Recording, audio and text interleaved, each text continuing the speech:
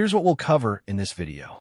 Even a laboratory running Six Sigma grade internal QC can get blindsided by a proficiency testing failure because Sigma metrics only tell you how tightly you agree with yourself. They say nothing about whether your entire method is calibrated against the same truth as everyone else's. That gap is what this video is built to close in real technical depth. Consider a coagulation lab running INR testing with excellent internal precision, tight controls, low CV%, comfortable sigma. A PT survey reveals a consistent low bias against the assigned value, traced eventually to a thromboplastin reagent with a different international sensitivity index than the peer group's predominant reagent. Internal QC, by design, could never have surfaced this. It was never built to check calibration against an external truth. Terminology first, precisely. External quality assessment is the umbrella term for benchmarking your results against an outside reference. Proficiency testing is its most regulated form: blinded samples, accredited provider, peer group scoring. Everything in this video builds on getting that distinction exactly right. Internal QC is continuous, internal, and compares you to your own history. It tracks daily precision on a Levy-Jennings chart, but cannot anchor your trueness. EQA and Proficiency testing are periodic, external, and blinded, anchoring you to an independent reference value to expose systematic calibration bias that daily IQC misses. EQA is a family of methods, each with a different evidentiary strength. Interlaboratory PT is the most common and most regulated. Split sample comparison substitutes, where formal PT doesn't exist. Certified reference material testing assesses trueness directly, with no peer group needed at all. Arguably the strongest single evidence type, though rarely available for routine analytes. Understanding PT at an advanced level requires understanding the traceability chain underneath it. An assigned value doesn't come from nowhere. It traces ideally all the way back to SI units through a reference measurement procedure, which certifies a reference material, which calibrates the manufacturer's calibrator, which calibrates your routine method, which finally produces your patient's result. The institutional history matters because it explains today's infrastructure. CAP launched one of the first formal survey programs in 1949. CLIA mandated PT participation in 1988. ISO or IEC 17043 arrived in 2010 to accredit PT providers themselves. And the Joint Committee for Traceability in Laboratory Medicine, founded in 2002, is what formally connects PT assigned values back to the metrological chain you just saw. The stakes scale beyond any one lab's file. Interlaboratory comparability underpins multi-site trials, transferred patient care, and international reference intervals. A traceability chain with a broken link anywhere, an uncertified calibrator, a non-commutable PT material, can propagate silently through every lab downstream of it. Not every analyte gets the same treatment here, and knowing which factors push you toward formal PT versus alternative assessment is itself a skill. Regulatory status of the analyte, commercial PT availability, method novelty, and whether a reference measurement procedure even exists all shift the calculus. A lab-developed test for a rare metabolite has fundamentally different obligations than a CLI-regulated basic metabolic panel. Here's a number that rarely makes it into a PT explainer. A single PT event, run against typical peer group SD, can only reliably detect a systematic bias of roughly 1 to 2 SD in size. Smaller, clinically real biases can pass undetected for years. A limitation we'll come back to with real numbers in the statistics chapter. Anchor this chapter with one line. PT is external, challenge-based, graded, and federally required, but can't catch a bias smaller than 1 to 2 SD in a single event. Hold that thought. The statistics chapter will prove it with real numbers. Before you sign your next PT report, ask who decided the number you're graded against. Provider design, commutability, and value assignment decide whether that score means anything at all. The mechanical life cycle. The provider prepares and ships blinded samples with a metrologically assigned or consensus value attached. The lab receives, logs, and analyzes within routine workflow. Results submit by deadline. The provider computes peer group statistics and returns a scored report, which the lab is obligated to formally review and act on. Commutability, precisely defined. The property of a material giving the same numerical relationship between two measurement procedures as a true, fresh patient specimen would. It's not just behaves like serum loosely, it's a specific, testable claim about how the material performs across method pairs relative to real patient samples. Non-commutable material fails in both directions, and both are dangerous. It can falsely flag a sound method as discordant from a matrix artifact having nothing to do with clinical performance, or mask a genuine method-specific bias that would appear on real patients but never surfaces in the artificial matrix. Neither failure mode announces itself. Both look identical to a normal PT result on the surface. Provider selection is a quality decision with real technical criteria behind it, not paperwork. Confirm ISO or IEC 17043 accreditation of the provider itself. Ask specifically whether commutability was formally assessed and documented. Check peer group size for your exact method, and verify traceability of the assigned value back to a reference measurement procedure where one exists. Before enrolling, verify each independently. Current accreditation certificate, publish commutability data specific to your method, historical peer group participation numbers, and confirmation of whether the assigned value is trueness-based or consensus-based, a distinction that changes how you should interpret every single result. Sample handling integrity is specifically regulated, not just best practice. Treat the sample exactly like a routine patient specimen. Same rotation, same instrument, no special handling. Never discuss results with another lab before submission. And never refer the sample elsewhere for testing. A violation serious enough to carry its own dedicated segment later. Frequency requirements converge on a floor across regulators. CLI mandates 3 events per year, 5 samples each for regulated analytes. ISO 15189 and NABL take a risk-based approach, generally requiring at least 2 events per year, scaled to clinical risk, testing volume, and whether the method is novel or well-established.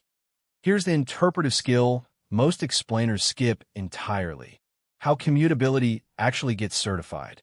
Test the candidate material on multiple routine methods alongside a reference method. Plot method pair results from genuine patient samples to build a regression line. Then check whether the candidate material's result pair falls inside the prediction interval around that line. Inside means commutable. Outside means it isn't, regardless of how serum-like it looks. Visually, this is exactly what a commutability assessment plot looks like.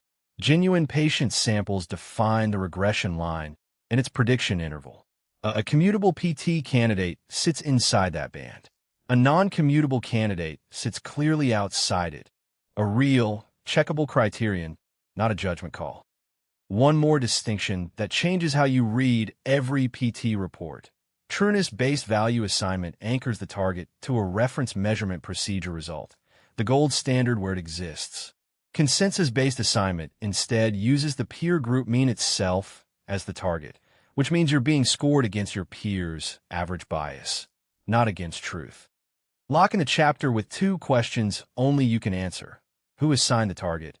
And is the material proven commutable? Trueness-based assignment is metrologically anchored. Consensus-based assignment is your peer's average. If you can't verify commutability, you're grading against a number that may not represent a real patient sample. A single PT event can only reliably detect a bias of 1 to 2 peer group SD. Real bias can hide for months inside results that all pass. This chapter shows you how to find it. Start with the Z-score precisely. Subtract the peer group mean from your result. Divide by the peer group standard deviation. The output is a sign number in SD units. Positive means you're biased high relative to peers.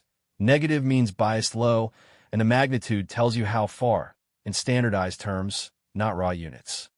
SDI applies the identical formula longitudinally.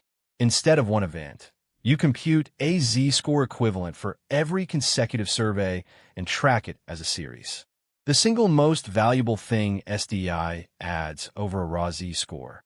It converts a string of individually passing results into a visible trend line. Here's what that trend line actually reveals. A stable lab holds near SDI 0 across a year with no direction. A drifting lab can pass every single event, technically inside plus or minus 2, while its SDI climbs steadily toward positive 2, event after event. The pass or fail flag says nothing changed. The trend line says everything did. Let's actually compute a z-score with real numbers. For a glucose result of 108 milligrams per deciliter against a peer mean of 100 SD of 4, your z-score is exactly 2.0. On the standardized scale, that places your result precisely on the warning threshold of the plus or minus 2 band, the exact boundary between a clean pass and a score your accreditor will scrutinize. Here's the limitation almost no training covers honestly: PT's statistical power to detect a real, persistent bias. A bias of exactly one peer group SD has roughly a 50% chance of triggering a flag on any single event.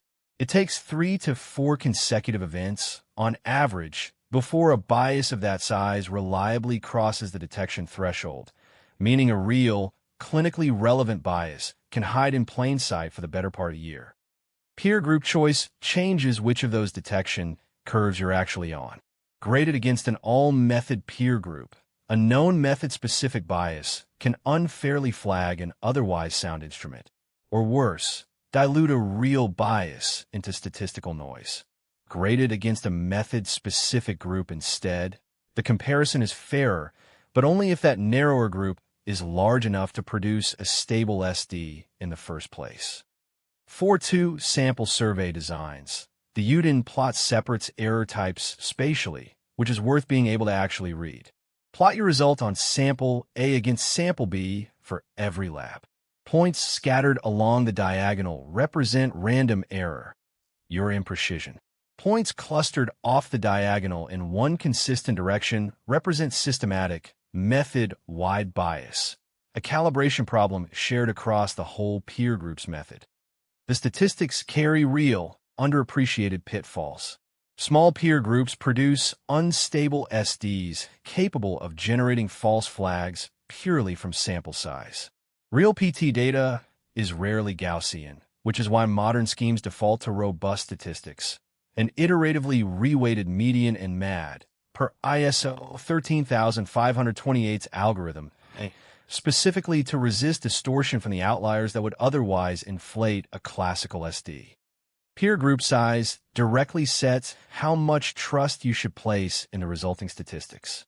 Below roughly 10 labs, treat the z-score with real skepticism regardless of what it says.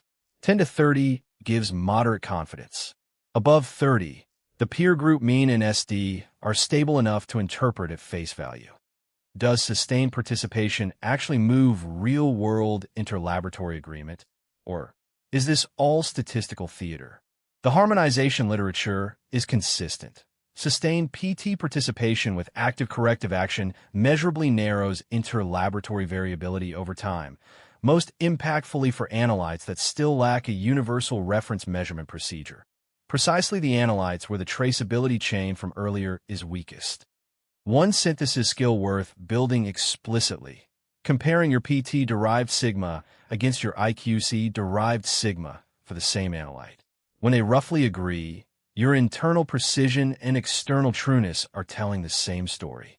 When PT Sigma sits notably below IQC Sigma, your imprecision is fine, but your calibration against the outside world isn't. A discrepancy pattern that should redirect your entire investigation toward calibration, not precision. Memorize the chapter as one sentence. Z places you on the band, SDI turns it into a trend, and peer group size decides how much either one is worth. If your PT Sigma trails your IQC Sigma for the same analyte, your calibration, not your precision, is the problem. Quick pause. If this breakdown is helping you, take a second to hit like and subscribe. It genuinely takes a lot of effort to make videos like this. and your support keeps them coming. The same 8% deviation can pass under a fixed percentage limit, pass under T, and fail outright under biological variation limits. 3 verdicts, 1 number. Most labs never ask which philosophy their provider uses. You will. How does a PT provider actually decide what counts as pass? Historically, fixed percentage or fixed SD limits. Arbitrary, unconnected to clinical meaning. The more defensible modern approach ties the acceptance window to total allowable error, so a result only fails when it's actually large enough to risk a wrong clinical decision, not just statistically unusual. 4 philosophies exist for setting that window, and knowing which one your provider uses changes how you should interpret a marginal result.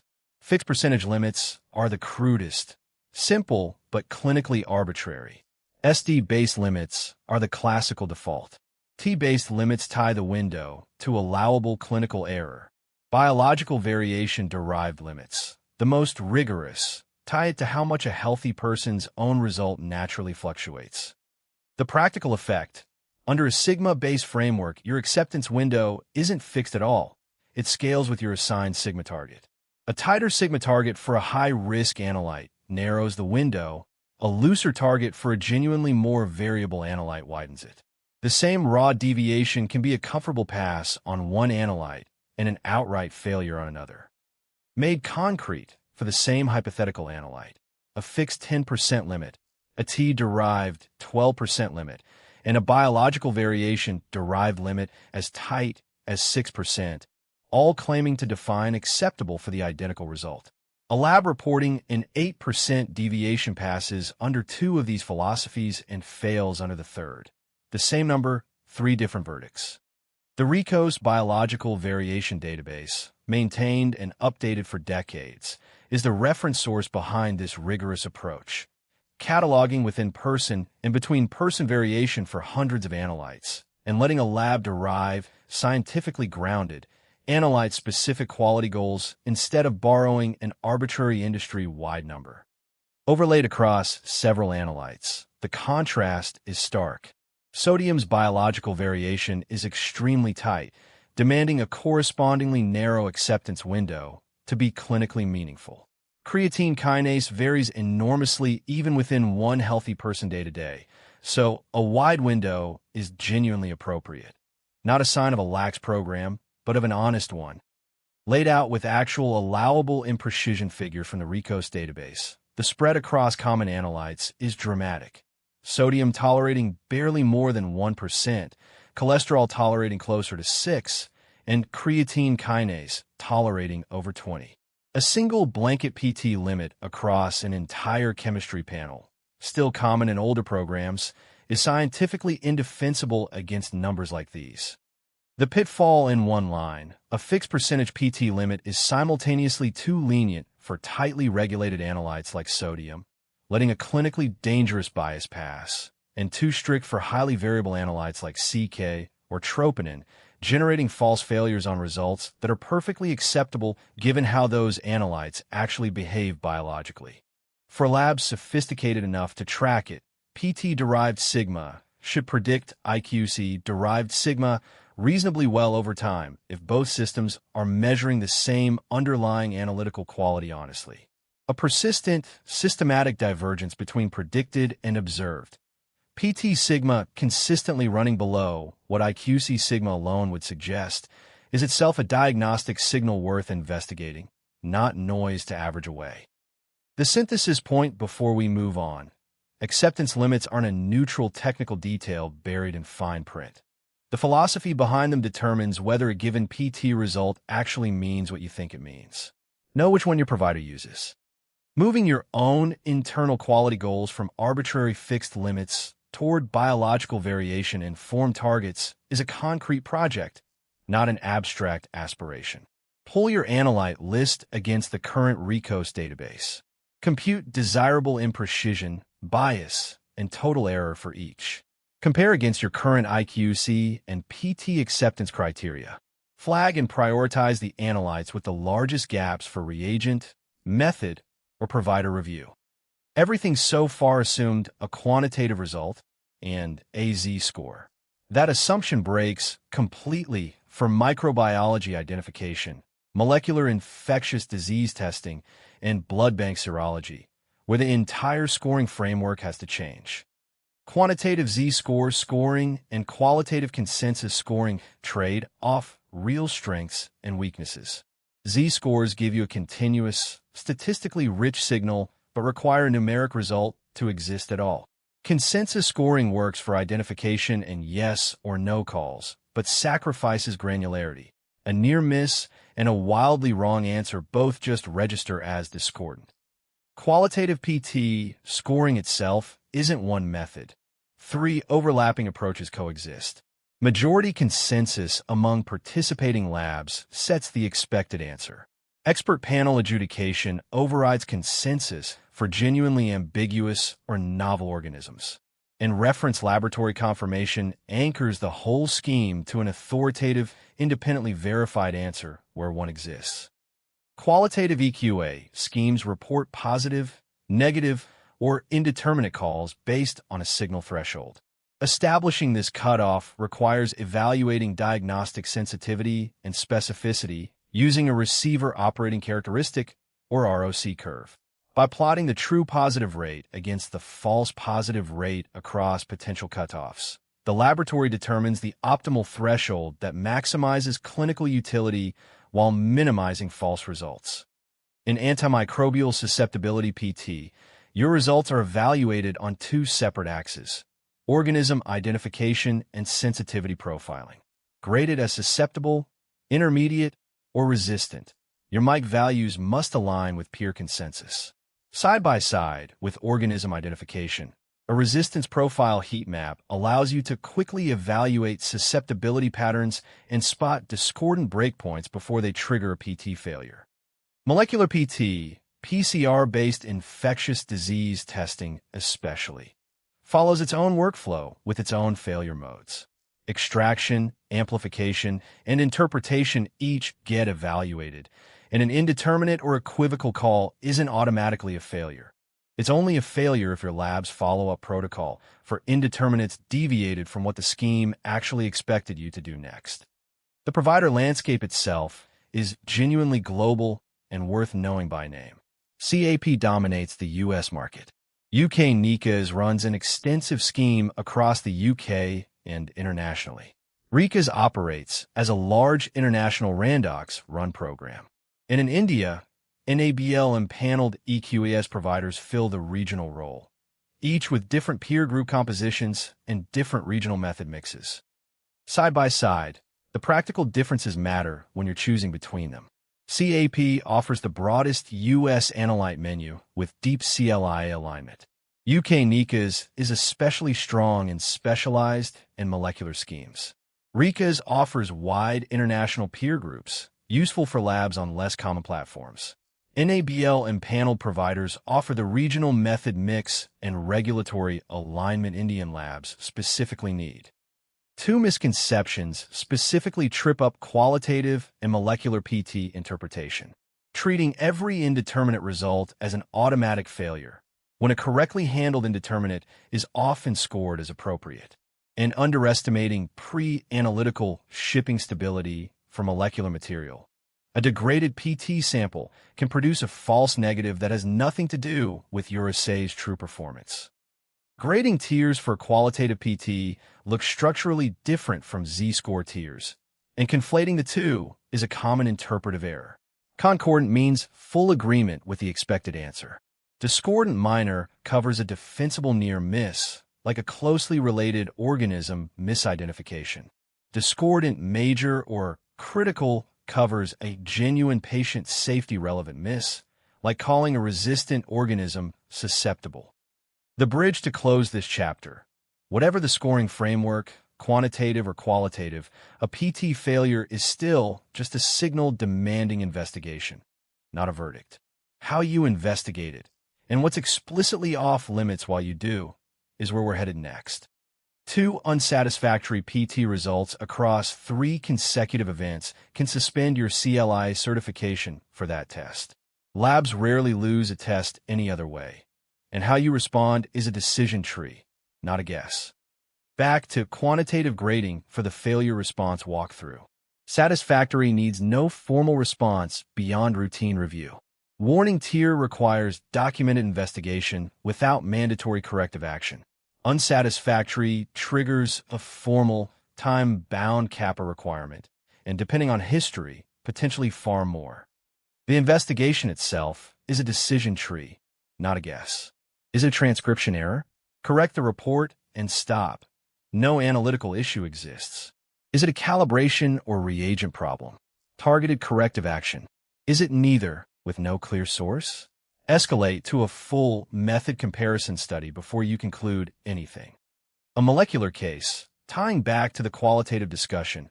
A lab fails PT on a respiratory viral panel, reporting a false negative on a sample that every peer lab correctly called positive. Investigation traces it not to the assay, but to a shipping temperature excursion degrading the material before extraction, a pre-analytical failure entirely outside the assay's true performance. The 2 of 3 rule deserves repeating with full weight. 2 unsatisfactory performances in 2 or 3 consecutive testing events for the same analyte can trigger CLI suspension of your certification to test it, with direct, immediate patient care impact the moment that analyte goes offline. One practice is not discouraged. It's flatly prohibited. PT referral, sending a PT sample to another laboratory for analysis and reporting those results as your own. It defeats blinded assessment at its foundation, and enforcement has resulted in full CLI certificate revocation for both the referring laboratory and the individuals responsible. Regardless of what the investigation finds, the CAPA sequence is standardized, contained by reviewing all patient results since the survey, investigate root cause per the decision tree, implement and document corrective action, verify effectiveness at the next PT cycle, and formally close the record. Every step timestamped for the accreditation file. Consequences scale with how a failure is handled, not merely whether one happened. A single, well-investigated event carries minimal lasting impact. Repeated failures on the same analyte risk certification suspension. Any confirmed PT referral risks complete certificate revocation, a consequence that can end a laboratory's ability to operate entirely. Keeping a full PT program genuinely defensible, not just technically compliant, rests on habits beyond the individual CAPA. Provider accreditation re-verified annually. Every result signed by the laboratory director. SDI trending reviewed at management review. Not just each event in isolation, and records retained per your regulator's actual minimum. Verified, not assumed. Retire this misconception before we close. An unsatisfactory PT result does not automatically mean patient results were wrong. Commutability gaps, transcription errors, shipping degradation, and peer group mismatches can all produce a failed event with zero real patient impact, which is exactly why structure investigation, not panic, is always the correct first move. Carry this forward.